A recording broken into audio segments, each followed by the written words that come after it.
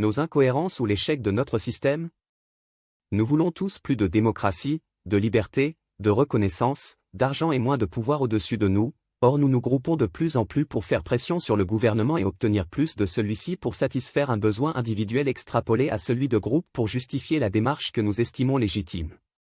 Syndicats, corporations, partis politiques, médias, représentants de causes multiples utilisent une forme de pouvoir non institutionnalisé pour lutter contre le pouvoir démocratiquement mis en place, ce qui interroge sur la représentativité et l'égalité citoyenne.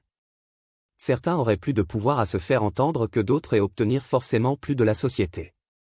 Est-ce l'échec de notre système incapable de résoudre des situations, des événements ou un coup d'État orchestré par une frange de notre société?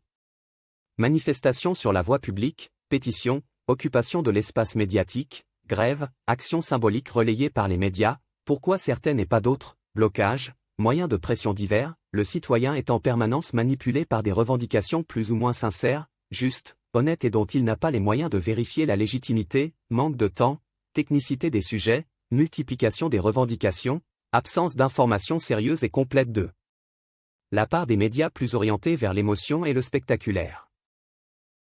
Le citoyen exige des lois, des réglementations pour être protégé de ses voisins et les obliger à se comporter comme il faudrait qu'ils se comportent, d'après lui, mais ne souhaite pas s'y soumettre plus qu'il serait la norme.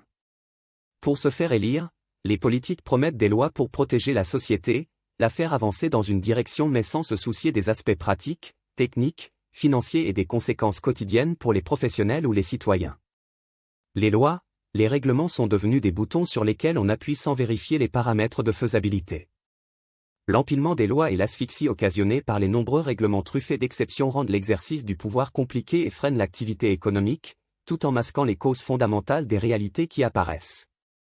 Croire que les lois changent la société et les individus est un leurre.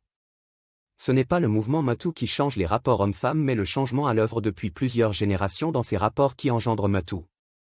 Les lois doivent accompagner les mouvements de société mais ce n'est pas aux lois de transformer la société.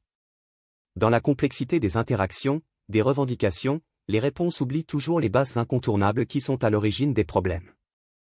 En refusant de les traiter ou de les prendre en considération pour pouvoir répondre à une demande immédiate, ils amplifieront dans le futur proche de graves désordres.